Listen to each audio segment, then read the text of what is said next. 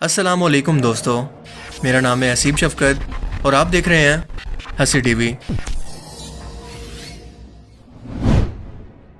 آپ میں سے زیادہ تر لوگوں نے ہالی ووڈ کی مشہور film pyrites of the Caribbean تو یقیناً ضرور دیکھی ہوگی، یا پھر کم از کم اس کریکٹر کو تو ضرور پہچانتے ہوں گے، جو کہ اس فلم کا مرکزی کردار ہے، یعنی کیپٹن جیک اسپیرو، جو دکھنے میں کافی سیدھا بھولا بالا سا شخص معلوم ہوتا ہے، لیکن اصل میں بہت ہی ہوشیار، چلاک، بہادر اور خود غرض ہے۔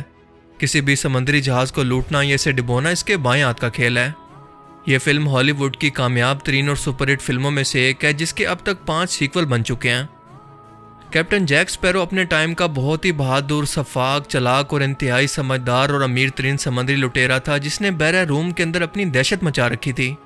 یہ تجارتی جہازوں کو لوٹ لیا کرتا، بڑے بڑے بحری جہازوں پر قبضہ کر لیا کرتا، اور اس فلم کے اندر فکشن کہانیوں کے ذریعے جیک اسپیرو اور اس کے ساتھیوں کے ساتھ ہونے والے واقعات کو انٹرسٹنگ بنا کر دکھایا گیا ہے، جسے ہالی ووڈ اداکار جونی ڈیپ نے اپنی اداکاری سے ایک لیجنڈری کردار کے اندر بدل دیا ہے، جسے ہمیشہ یاد رکھا جائے گا۔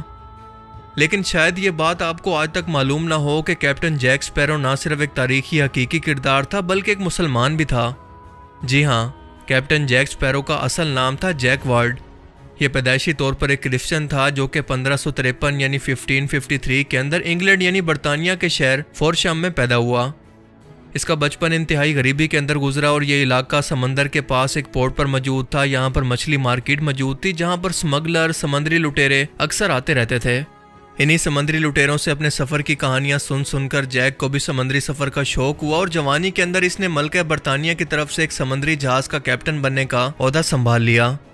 اس دور میں برطانیہ کے سمندری جہاز اسپین کے سمندری جہازوں کو حملہ کر کے انہیں لوٹا کرتے تھے۔ ان دونوں کے درمیان باقاعدہ جنگ چل رہی تھی۔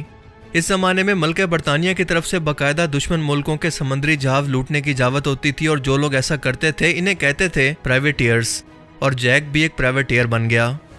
مگر ایک بار اسپین کے سمندری جہازوں سے لڑائی کے دوران برطانیہ کے جہازوں کو بری طرح سے شکست ہوئی اور اچھے خاصے نقصان کا سامنا کرنا پڑا، اور اس کے بعد جنگ ختم ہو گئی، جس کے بعد مزید نقصان سے بچنے کے لیے ملکہ برطانیہ نے ان تمام کیپٹنز کو اور سمندری جہازوں پر کام کرنے والے تمام لوگوں کو نوکری سے نکال دیا جو کبھی ان کے لیے کام کیا کرتے تھے۔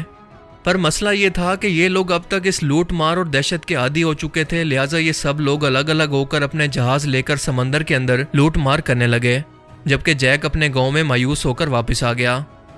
ملکہ برطانیہ نے اسے کسی خاص مشن کے لیے ایک بار پھر سے بلایا، لیکن جیک نے برطانیہ کی حکومت کی غلامی کرنے کے بجائے اپنی زندگی کی نئی شروعات کرنے کی سوچی، اور اس کے اس فیصلے نے اسے سمندری دنیا کا سب سے خطرناک لٹیرا بنا دیا۔ جیک نے 40 لوگوں کے ساتھ مل کر ایک چھوٹا سمندری جہاز چوری کیا اور بڑے سمندری جہازوں کو لوٹنا شروع کر دیا، اور اسے آہستہ آہستہ لوٹ مار اور دہشت دکھانے میں مزہ آنے لگا۔ یہ اس کی عادت بن گئی۔ آہستہ آہستہ اس کے ساتھیوں کی تعداد کے اندر مسلسل اضافہ ہوتا گیا، اور پورے بحیرہ روم کے اندر اس کی دہشت بڑھتی گئی۔ کوئی مال بردار سمندری جہاز لوٹے بغیر اس کے علاقے سے نہیں نکل سکتا تھا۔ اٹلی کے سمندری علاقوں پر حملے کے دوران جیک کی ملاقات تیونس کے ایک مسلم سمندری کمانڈر سے ہوئی، جس کے کردار نے اسے بہت متاثر کیا۔ جیک نے اسے تیونس کی بندرگاہ پر اپنے جہاز اتارنے کی درخواست کی، جسے اس نے قبول کر لیا، اور اس علاقے کے اندر رہ کر جیک نے اٹلی کے سمندری حصوں پر لوٹ مار جاری رکھی۔ آخرکار ایک ایسا وقت آ گیا کہ جیک ان مجرموں والی زندگی سے تھک گیا۔ وہ چاہتا تھا کہ یہ سب کچھ چھوڑ کر عام انسانوں کی طرح اپنی باقی زندگی گزارے، لہٰذا یہ سوچ کر اس نے اس وقت کے برطانوی بادشاہ جیمز ون کو اس نے معافی کی درخواست لکھی کہ وہ واپس آنا چاہتا ہے اور اس کی بغاوت کو معاف کر کے اسے نئی زندگی کی شروعات کرنے کی اجازت دی جائے، جسے جیمز ون نے ریجیکٹ کر دیا۔ لہٰذا مجبور ہو کر اس نے یہ سیم درخواست الجزائر کے اندر اس وقت حکومت کے اندر موجود سلطنت عثمانیہ کے خلیفہ کو بھیجی، جنہوں نے نہ صرف اسے قبول کیا بلکہ تیونس کے گورنر نے جیک کو جان و مال کی حفاظت کی ضمانت دی اور اس کے ساتھ بہت ہی اچھا سلوک کیا۔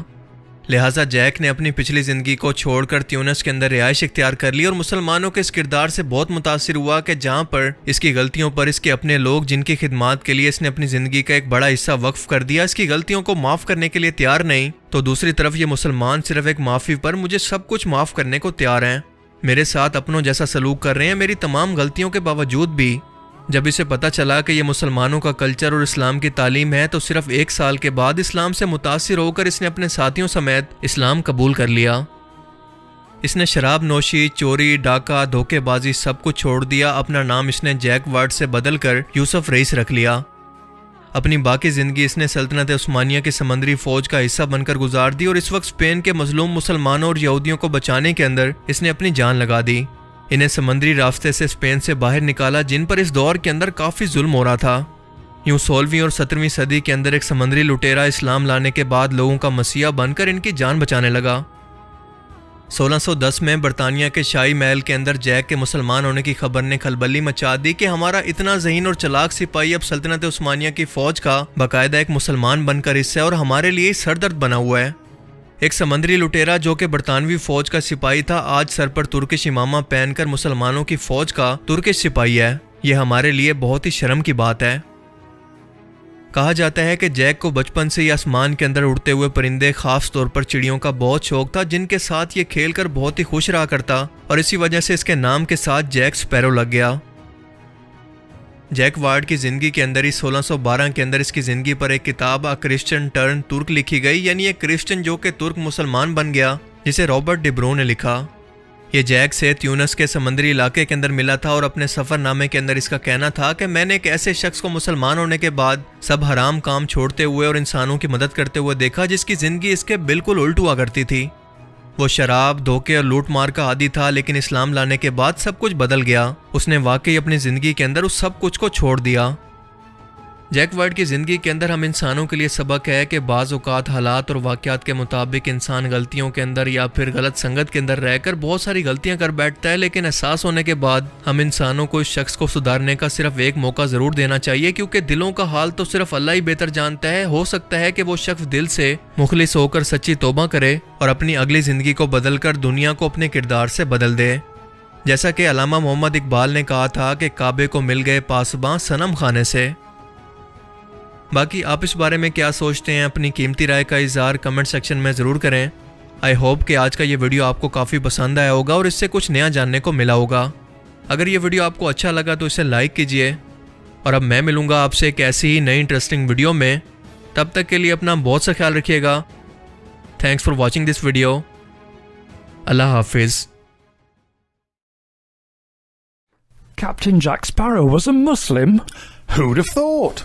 It's true. The character of Captain Jack Sparrow, so famously played by Johnny Depp in the Pirates of the Caribbean movies, is based on a real person.